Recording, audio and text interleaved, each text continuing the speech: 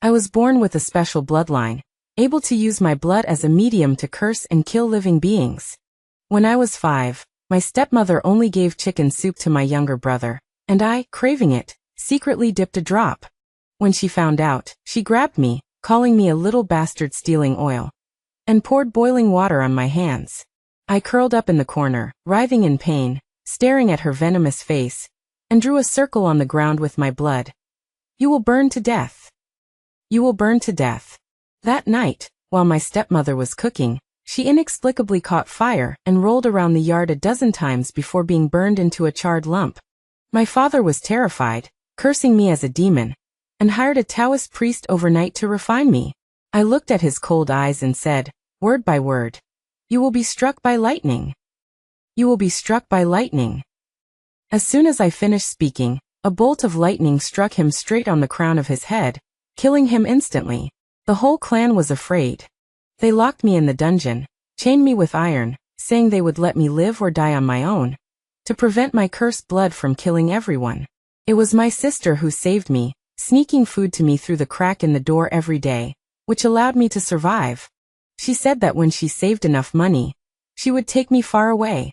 But instead of waiting for her to come, I received the news of her forced marriage to a powerful nobleman in the capital, and her eventual suicide in despair. That day, I broke the chains that had bound me for 10 years and walked out of the dungeon. They thought that 10 years of torment had turned me into a cripple, but they didn't know that a drop of my blood could curse one person, and a whole body of my blood could curse an entire city. You want to go to the capital? Elder Vance's withered fingers gripped his dragon-headed cane, his muddy eyes full of terror. You can't go. That's Lord Victor.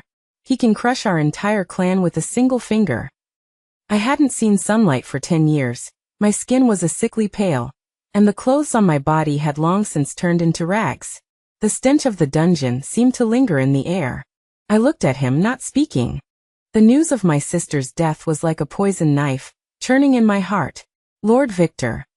I said the name softly, tasting blood on my tongue. Your sister didn't have the fortune. Marrying into Lord Victor's manor was a blessing she cultivated for 8 lifetimes. It's her own fault she couldn't think it through. It has nothing to do with anyone else. Elder Vance scolded sternly, as if to cover up his guilt.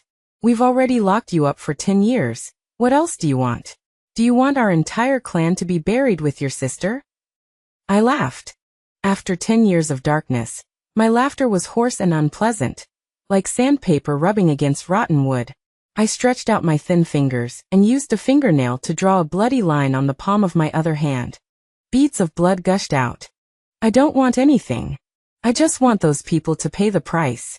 Elder Vance took a step back in horror, his cane tapping against the floor tiles. You demon. I dipped my finger in the blood and slowly drew a small, uneven circle on the cold ground. I only ask you, how did my sister die? My voice was very light, but it made the temperature of the entire ancestral hall drop. I told you she committed suicide. Is that so? I looked up and stared at his mouth. Then I curse you, from today onwards, every single one of your teeth will fall out, until you starve to death. Elder Vance's face turned pale, and he subconsciously covered his mouth. You dare. Do you think I dare? As soon as I finished speaking, he cried out, ouch, and spat out a bloody tooth from his mouth. Then came the second, the third. He widened his eyes in horror, looking at the teeth on the ground, his whole body shaking like a sieve. The surrounding clan members were terrified, retreating one after another, looking at me as if they were looking at a demon crawling out of hell. I'll tell you. Elder Vance knelt on the ground, crying with a leaky mouth. It was a servant from Lord Victor's side who sent the letter saying that your sister offended a noble, and had already hanged herself. The body? Where is my sister's body? Lord Victor said she was an ominous person, and the body had already been thrown into the mass grave. Mass grave. My heart felt as if it was being clenched by a large hand, hurting so much that I couldn't breathe. My sister, who was so clean and always washed her clothes so they smelled good, ended up with no bones left. I stood up and stopped looking at the cowardly and selfish clansmen in the ancestral hall. The capital, Lord Victor's manor. I engraved it in my heart word by word. After I left, Elder Vance's desperate wails came from behind me. I knew that he would, as I had cursed him, slowly await death in endless hunger and fear. This is what they owe me. This is what they owe my sister. The capital was more prosperous and more indifferent than I had imagined. Wearing a tattered outfit, I was like a stain that didn't fit in, walking among the well-dressed people. Lord Victor's manor was easy to find. Vermilion gates, gilded plaques, and 2 imposing stone lions at the entrance, all of which showed the owner's power. The guards at the door were more imposing than the county magistrate in my small place, looking at me as if they were looking at a cockroach that could be crushed at any time. I can't force my way in. I walked around the high walls of Lord Victor's manor, looking for an opportunity. As night fell, I heard 2 servants preparing to change shifts chatting in the corner of the wall. Have you heard? Lord Victor is getting married again next month, marrying the daughter of General Manor. Tsk tisk, truly Lord Victor is like iron, with fleeting wives.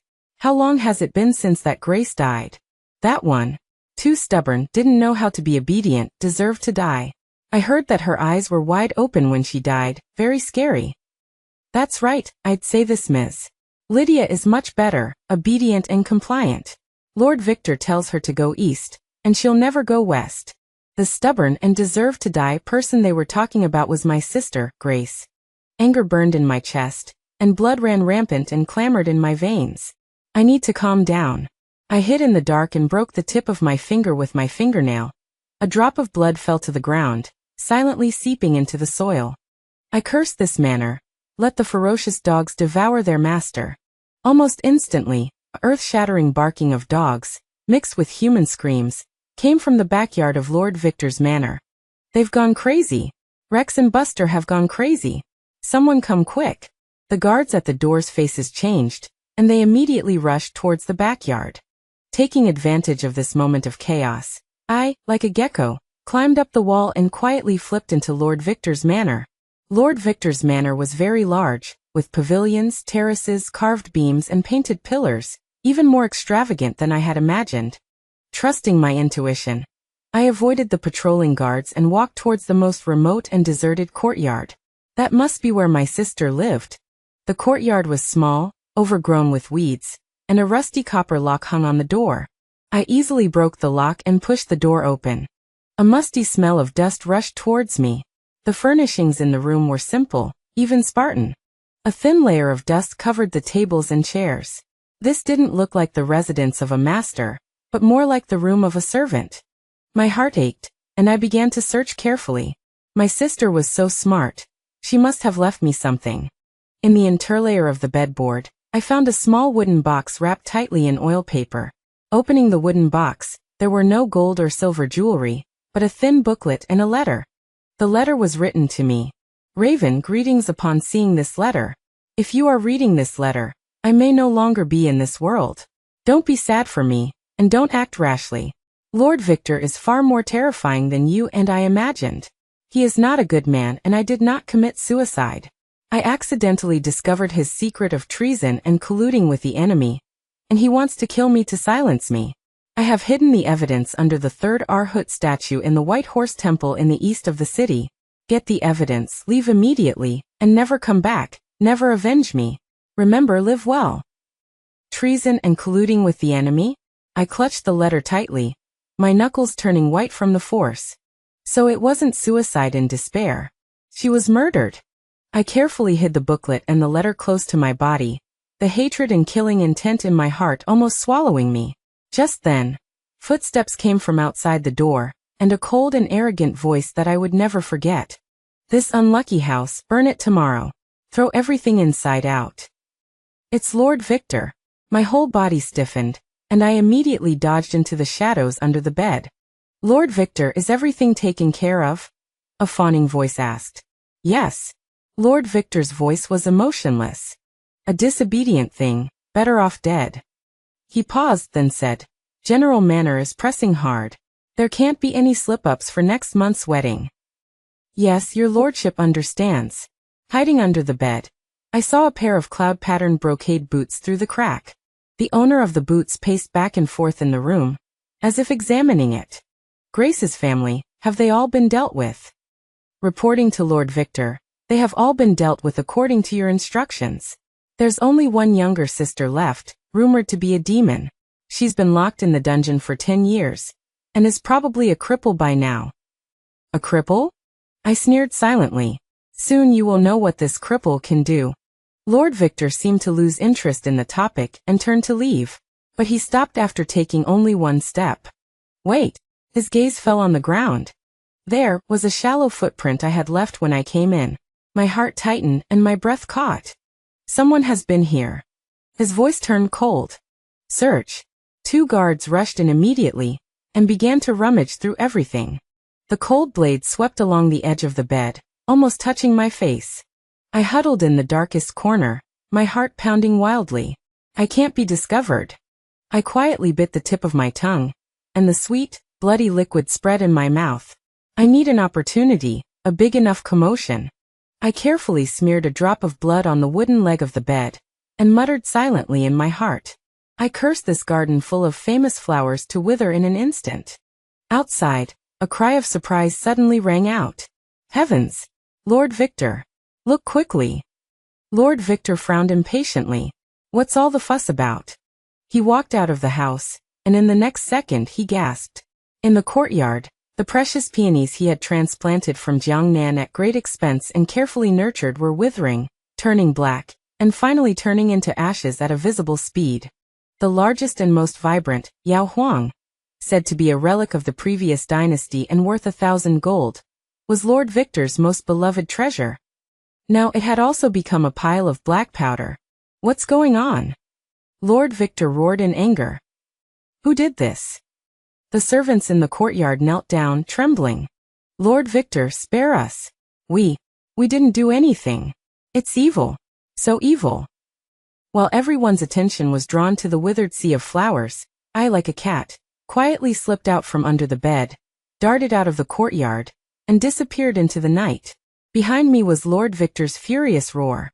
I ran wildly, escaping Lord Victor's mansion. Standing on the bustling street, I gasped for breath.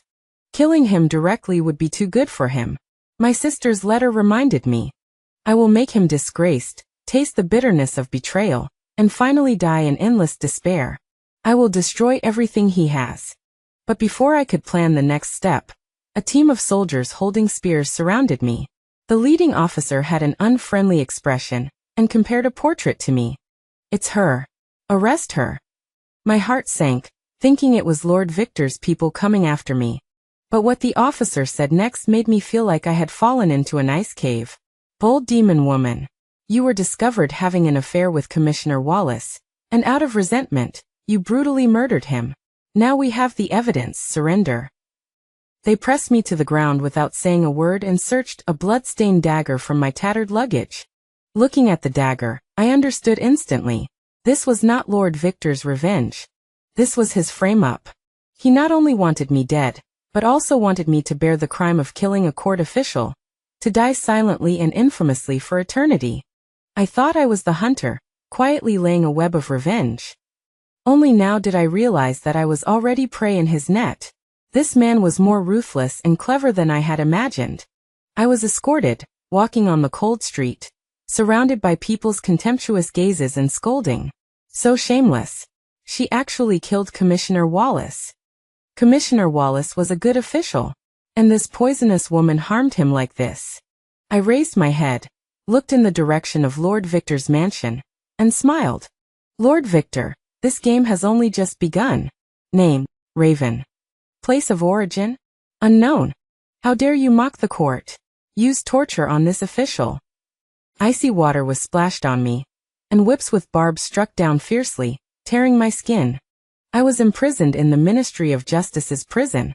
It was darker and more humid than my family's dungeon, and the air was filled with the smell of blood and decay.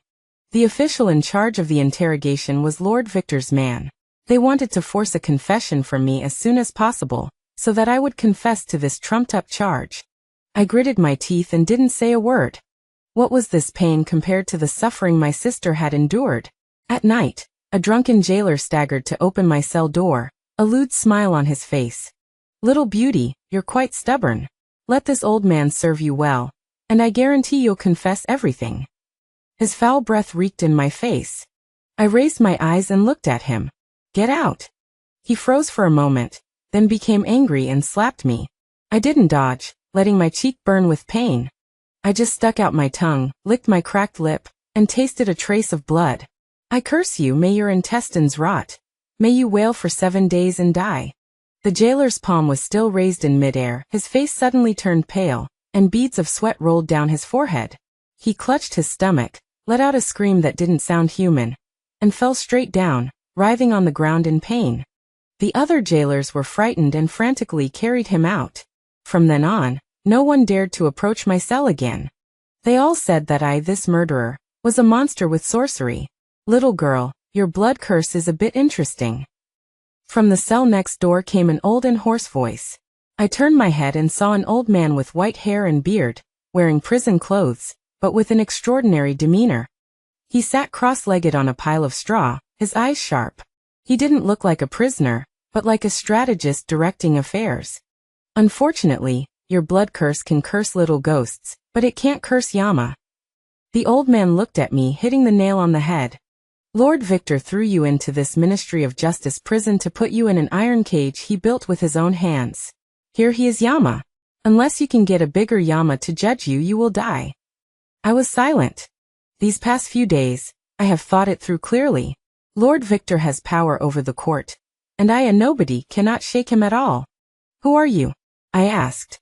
"Just a pathetic old man whose family was ruined by Lord Victor," the old man said with a self-deprecating laugh. "Former Senator Lewis." Senator Lewis. I heard my sister mention him. He was a famous and upright minister of the current dynasty, falsely accused and imprisoned for impeaching powerful figures.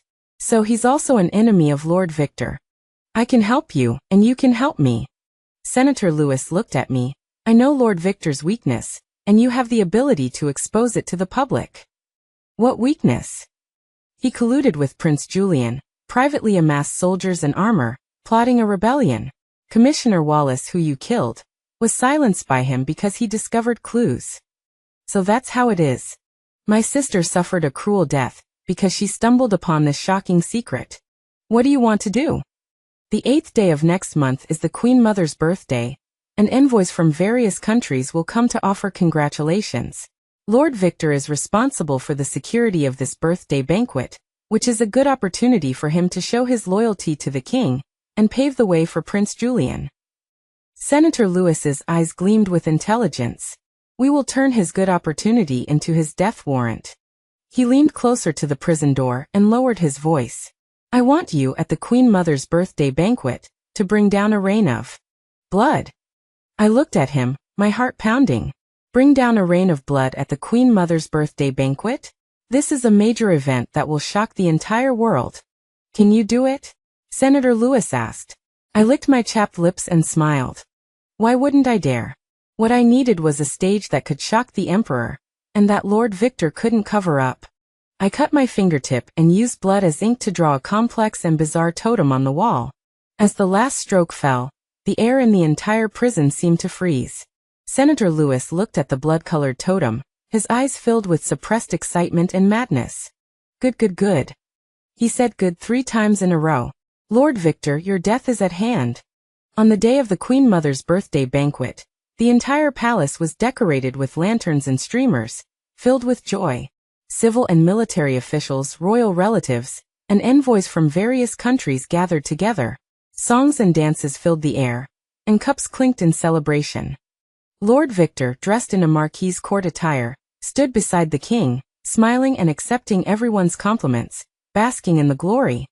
He probably thought that I, a small interlude, had already been dealt with cleanly by him and could no longer cause any trouble. At the 3rd quarter of noon, the auspicious hour had arrived. The eunuch of the ceremonial department sang congratulatory words in a high-pitched voice, and palace maids carried the emperor-bestowed wine of blessings and longevity, presenting it one by one. The king raised his cup and said loudly, "Today is our mother's birthday, a day of universal celebration. I and all my beloved ministers will drink this cup together, wishing our mother blessings and longevity, and may our great Jing dynasty prosper. The king is wise. May the Queen Mother live 10,000 years." Everyone raised their cups in unison, about to drink. At this moment, a sudden change occurred. The clear sky suddenly became gloomy. 1 drop, 2 drops. Cold liquid fell from the sky. It wasn't rain. It was blood. Scarlet, viscous blood, with a strong fishy smell, poured down on everyone. The magnificent palace, the exquisite delicacies, and the gorgeously dressed guests were instantly stained with a layer of strange crimson. Someone screamed first. Then the entire banquet square completely exploded. Palace maids and eunuchs ran around in fright. Ministers and noble ladies fled in terror. And the scene was in complete chaos. The king dropped the wine cup in his hand with a clang, and he looked at the blood stains on his dragon robe, his face pale with shock and anger. Protect the king. Protect the king. Lord Victor was also shocked. While protecting the king, he sternly ordered the imperial guards to maintain order.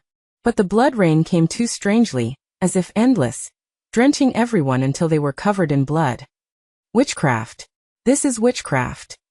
Blood rain from the sky, a great omen for the country. Quickly summon High Priest Damien.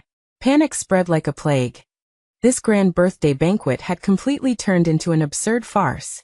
And the culprit, me, was sitting peacefully in the Ministry of Justice's prison, listening to the chaos outside, and smiling softly.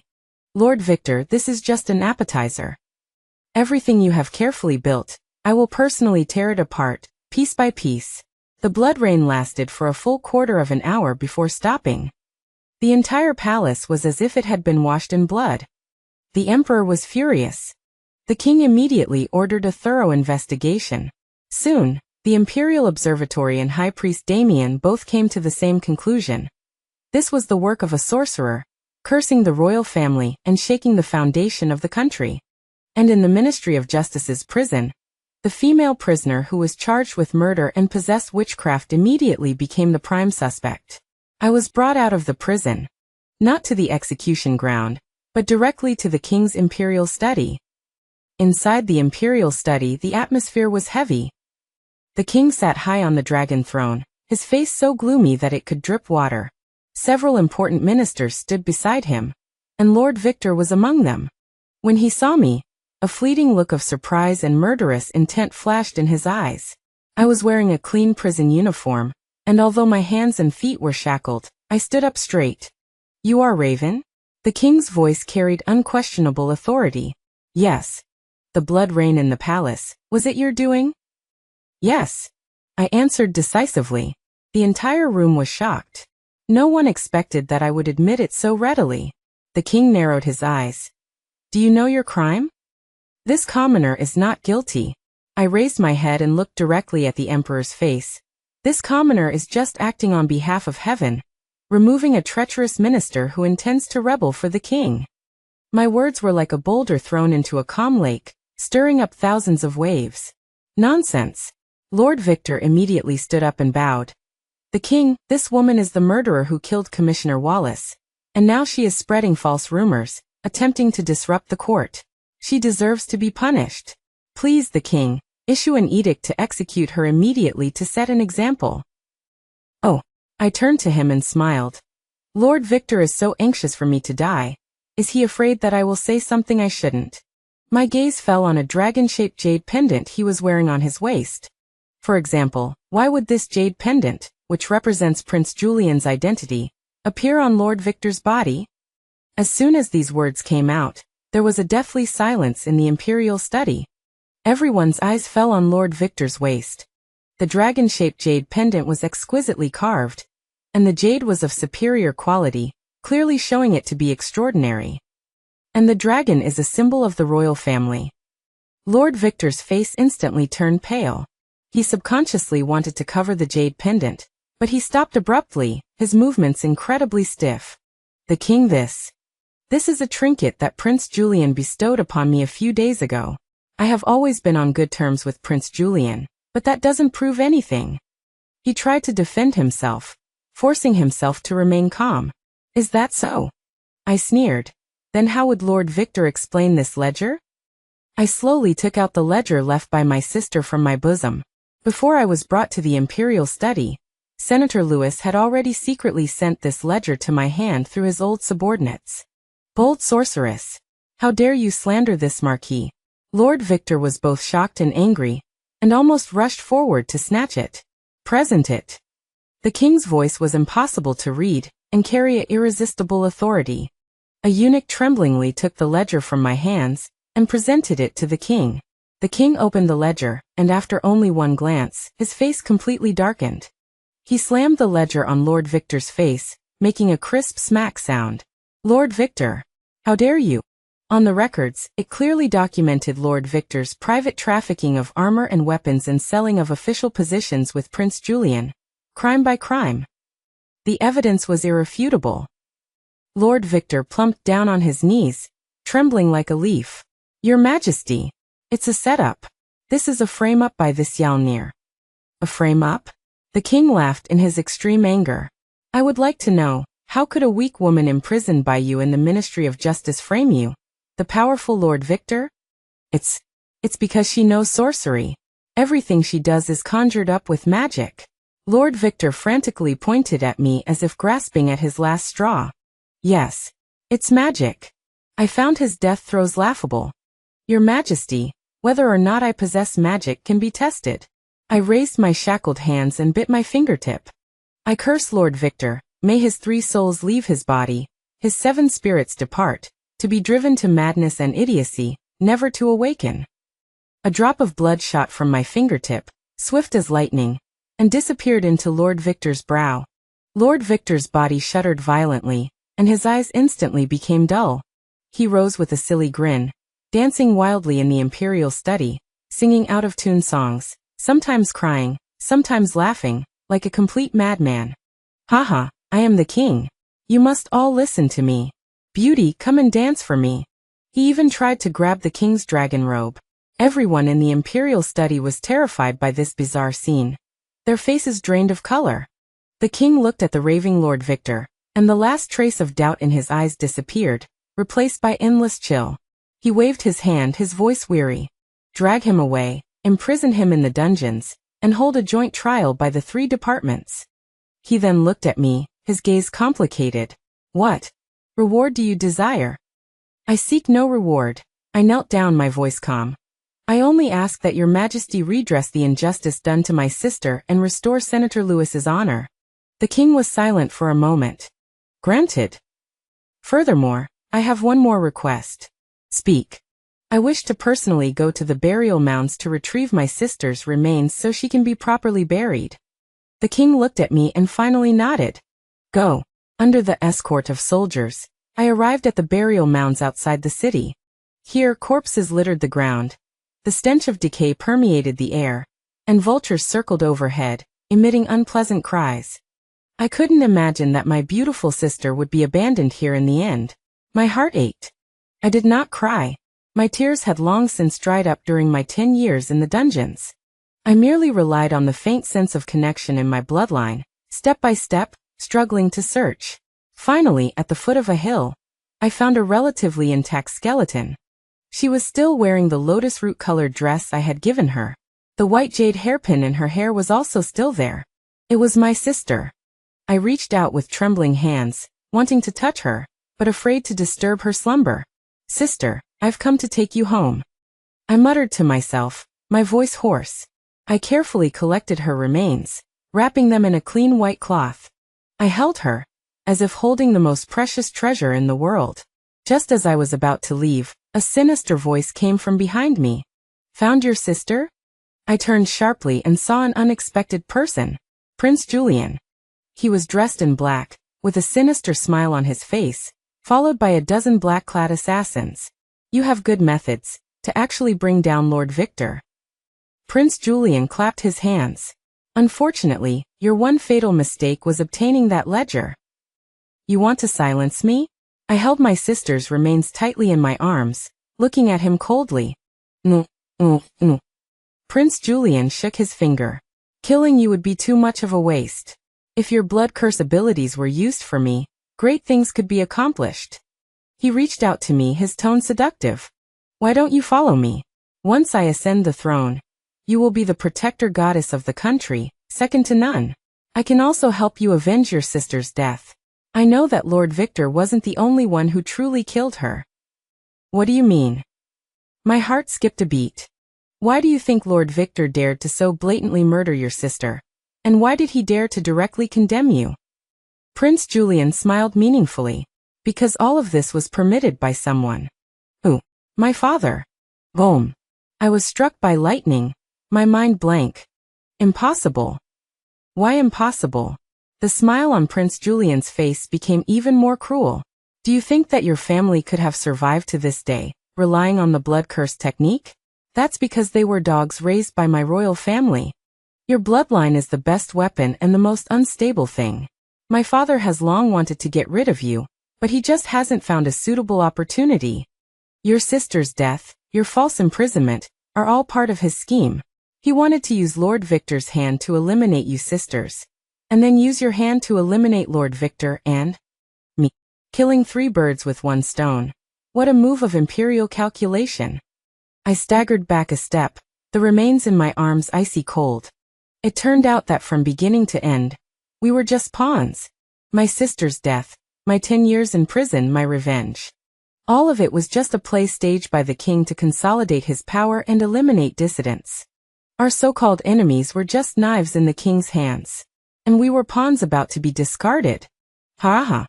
I couldn't help but laugh, laughing until tears flowed. How absurd. How tragic. Now do you still think my father is a wise ruler? Prince Julian looked at my reaction with satisfaction. Come with me, let's turn this hypocritical world upside down together.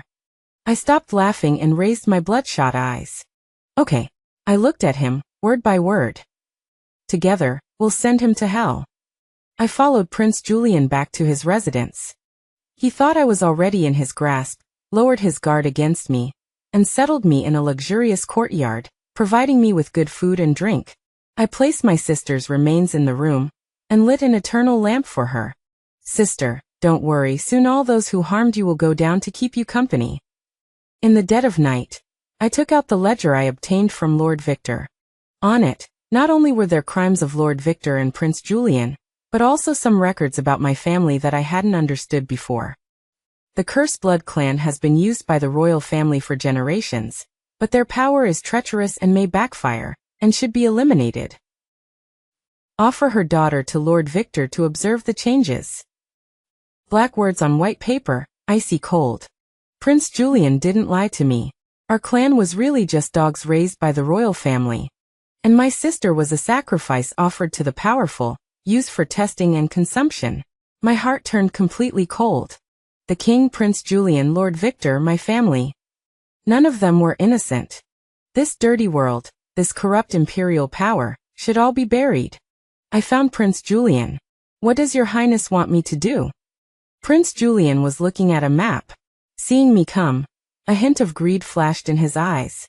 It's very simple. The day after tomorrow, my father is going to the royal hunting grounds for the autumn hunt. At that time, the capital's military strength will be weak, which is the best time for me to act. I want you to curse and kill my father at the hunting grounds. As soon as he dies, I will immediately enter the palace with the tiger tally, clear the emperor's side, and stabilize the world. He was painting a magnificent vision, his eyes feverish. After it's done, how about I make you empress? Empress? Looking at his ugly face, I only felt disgust. Okay, I replied calmly. Prince Julian was overjoyed and immediately gave me a token, allowing me to move freely within the manor. He didn't know that what I wanted was never the position of empress. What I wanted was the lives of all of them. I used the token to sneak into the secret chamber of Prince Julian's manor. Here were stored his letters to rebel armies in various places, and the blueprints for his private weapons manufacturing. I used a blood curse to imprint all of this, making it into indestructible evidence of his crimes. Then I found someone. Prince Adrian. The king's least favored son, yet also the most detached from worldly affairs, hiding his light and biding his time. Also the only prince who hadn't been caught up in this power vortex. On a rainy night, I quietly placed the evidence in his study. Having done all this, I returned to my room, looked at my sister's bones and waited quietly. The day of the autumn hunt arrived. I followed Prince Julian's team to the royal hunting grounds. The place was heavily guarded, flags blotting out the sun. The king sat high on the viewing platform, watching the hunt below with great interest. Prince Julian was next to me, his voice lowered, barely concealing his excitement. Let's do it. Now is the best time. I nodded, raised my hand, and bit my fingertip until it bled. Everyone's eyes were focused on me. They all thought I was going to attack the king. I smiled. My blood drew a strange arc in the air, but instead of flying towards the king, it flew towards Prince Julian. I curse you, pierced by 10,000 arrows, to die without a whole corpse. The smile on Prince Julian's face instantly froze, replaced by endless terror. You dared to deceive me. Before he finished speaking, countless sharp arrows shot out from nowhere, densely packed, instantly turning him into a hedgehog. His eyes widened, he fell straight down, dying with resentment. Chaos erupted on the viewing platform. The king was so shocked that he stood up from his seat. And I, meeting his horrified gaze, slowly raised my hand. This time my target was him. Protect the king. Quickly protect the king. Countless imperial guards rushed towards me, swords and spears like a forest. I stood there, unmoving. The king, it's your turn. My voice wasn't loud, but it clearly reached everyone's ears. The king's face was devoid of blood. He pointed at me, his lips trembling, but he couldn't utter a word. He probably never imagined that a dog he had raised would one day turn around and bite off his throat. I curse you to be killed by a loved one, and for your dynasty to fall. My blood turned into a red light, shooting towards the king, but just as it was about to touch him, a golden light flashed, blocking my blood curse. An old monk wearing a 5-treasure kasaya appeared before the king at some point, holding prayer beads, his countenance solemn. Amitba, benefactor, lay down the butcher knife and become a Buddha. High Priest Damien. I sneered. Bald donkey, you want to interfere too? Royal power is granted by heaven. How can demons and monsters be allowed to shake it? High Priest Damien said, closing his eyes, his voice calm. Royal power? I seem to hear the biggest joke in the world. It's nothing more than a lie built on countless bones. Today, I will break this lie. I activated the blood curse again. This time, I used 3 drops of essence blood. The blood light blazed, turning into a hideous demon, roaring and pouncing on High Priest Damien. High Priest Damien's face changed. He rapidly chanted incantations. The prayer beads in his hand radiated brilliant Buddha light, barely blocking my attack. The king, this demonic woman's cultivation is profound. I fear this old monk alone cannot subdue her. High Priest Damien said urgently. Only then did the king come back to his senses, and he ordered sharply, release the arrows. Shoot her into a sieve for me. 10,000 arrows were fired. I snorted coldly. The blood energy around me surged, forming a shield, blocking all the sharp arrows outside. Useless. I walked step by step, towards the viewing platform. With each step, my aura grew stronger. Behind me, there seemed to be illusions of mountains of corpses and seas of blood. The imperial guards were intimidated by my aura, and no one dared to step forward. Sweat had already appeared on High Priest Damien's forehead. He knew he couldn't stop me. Raven. Just then, a clear voice rang out. Prince Adrian. He pushed through the crowd and walked in front of me. Enough. He looked at me, his eyes complex with reluctance, regret, and pity. You've already taken revenge. Lord Victor and Prince Julian are both dead. Let Father Emperor go. Let him go. I looked at this so-called brother and laughed. Did he let my sister go? Did he let me go? Did he let our entire family go? I know you hate him, but if you kill him, the world will be in chaos, blood will flow like rivers, and the people will suffer. Is this what your sister wanted to see? Sister. My heart suddenly ached. Yes, my sister's last wish was for me to live well. Not for me to become a monster slaughtering the world. My aura faltered involuntarily. High Priest Damien seized this opportunity, and suddenly threw the prayer beads in his hand towards me. The Buddha light blazed like a giant net, enveloping me. I felt a piercing pain, my blood energy surged, and a mouthful of blood spurted out. Good opportunity. Kill her quickly. The king was overjoyed and screamed. Prince Adrian's face changed, wanting to stop it, but it was too late. Countless swords were hacking towards me. I looked at those cold blades, at the king's hideous face, at Prince Adrian's anxious eyes.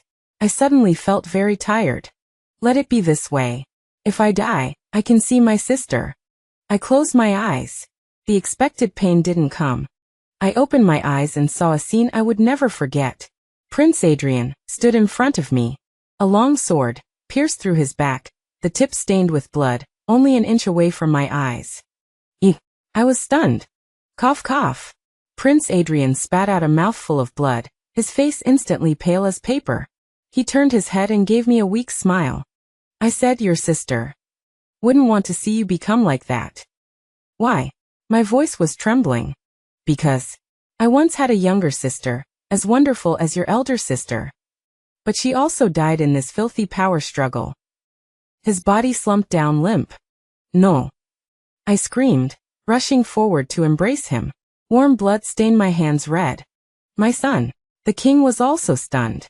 He staggered over, looking at his least favorite son, and for the first time, genuine sorrow filled his eyes. Quick! Summon the royal physician. Quick, summon the royal physician, he shouted incoherently. But it was too late. Prince Adrian's life force was rapidly draining away. He looked at me, using his last ounce of strength, and said, live on. Live well, carrying your sister's share too. With that, his hand fell limply. Dead. He died to save me. I held his gradually cooling body, my mind blank. Everything around me seemed to fade to black and white. The king's wails, High Priest Damien's chanting, the Imperial Guard's commotion. All receded from me. In my world, only the cold corpse in my arms remained, and the smiling face of my sister. Live on. Live well. Their words echoed in my ears. I was wrong. I had been wrong all along. Revenge killing could not bring release. It would only plunge me into a deeper abyss. I slowly stood up and gently laid Prince Adrian on the ground. I raised my head and looked at the king on the viewing platform, who was already petrified with fear. In my eyes there was no longer hatred, nor murderous intent. Only boundless sorrow and coldness remained. I curse you to be alone, betrayed by all, guarding this vast empire, in endless regret and solitude, until your death. Having said that, I didn't look at him again. I turned around, picked up Prince Adrian's body, and step by step, walked out of the hunting ground. This time, no one dared to stop me. They looked at me as if I were a taboo, a god, a devil. I carried Prince Adrian's body back to the capital. That day, a light rain fell in the capital, as if weeping for the innocent prince. The king, because of my curse and the pain of losing his son, turned white-haired overnight and retreated into seclusion, no longer concerning himself with state affairs. The power in the court gradually fell into the hands of several regent ministers. The world was not thrown into chaos, but it lost its former vitality and became lifeless. I buried Prince Adrian and my sister together, in a picturesque place on the outskirts of the capital. I erected tombstones for them, one inscribed with the grave of beloved Sister Grace, the other inscribed with the grave of my friend Prince Adrian. I did not use his imperial status. In my heart, he was just a pitiful person like me, who had lost loved ones. Having done all this, I dismissed Senator Lewis and everyone who had helped me, and stayed alone at the tomb. I built a thatched hut here, sweeping the tombs and weeding every day, living a secluded life. My blood curse was never used again. I thought my life would come to a peaceful end like this. Until that day, an uninvited guest arrived. It was High Priest Damien. He still had that solemn and dignified appearance, but he looked much older. Benefactor, how have you been? What are you doing here? My tone was calm, and I didn't get up. This old monk is here to resolve your confusion. High Priest Damien sat down beside me, looking at the two graves. Does Benefactor know why Prince Adrian saved you? My heart stirred, but I didn't speak. Because like you, he is also of the cursed blood clan. What? I turned my head sharply, looking at him in disbelief. That's impossible. If he were of the cursed blood clan, why? Why doesn't he possess the blood curse technique? Is that it? High Priest Damien seemed to see through my thoughts. Because his blood is reversed. Reversed? The cursed blood clan, using blood as a guide, can curse and kill, or redeem. One thought can make you a demon. One thought can make you a Buddha. High Priest Damien slowly explained. Your blood born of hatred is full of the power of destruction. And Prince Adrian's blood, born of love, is full of the power of life. He saved you not on a whim, but by using all of his life force to dissolve the curse and resentment on your body. Otherwise, that day when you forcefully activated the blood curse, you would have been devoured by the backlash and died. He did not die from swords but from saving you. I listened blankly, as if struck by lightning. So he didn't die because of some deceased younger sister. He died to save me, using his life to exchange for mine. Then why didn't he tell me? My voice was trembling. Because this is the destiny of the Cursed Blood clan. One positive, one negative, one life, one death, intertwined with each other. This is the way of heaven, unspeakable and unbreakable. High Priest Damien sighed. This old monk came today at Prince Adrian's request. Before his death, he asked me to give this to you. He handed me a brocade pouch. I opened it with trembling hands, and inside was a seed, an ordinary-looking black seed. This is the seed of life condensed by Prince Adrian with his last bit of life force. High Priest Damien's eyes showed a hint of awe. He said that your blood doesn't have to flow only for killing. Perhaps you can try to use it to do something else. Something else. I looked at the seed in my hand, and tears finally burst forth. I planted that seed of life in front of the graves of my sister and Prince Adrian. I learned from the feeling Prince Adrian left behind, trying to use my blood to water it, no longer with hatred and killing intent, but with longing, with gratitude, with love.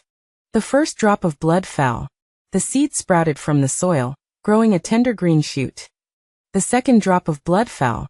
The shoot grew rapidly, branching out, and blooming a flawless white flower. That flower, I had never seen before. It emitted a faint halo and a strange fragrance which calmed the mind. I stared blankly at the flower, as if I saw my sister's gentle smiling face and Prince Adrian's clear eyes. So, my blood could really create life. From that day on, I no longer guarded the tombs. I took that flower and left the capital. I traveled all over the country. I went to villages ravaged by epidemics, using my blood to cultivate herbs that could cure all poisons, saving countless people. I went to lands plagued by years of drought, using my blood to drip into the dried riverbeds, causing the rivers to flow again and all things to recover. People no longer called me a demoness, they called me Blood Bodhisattva.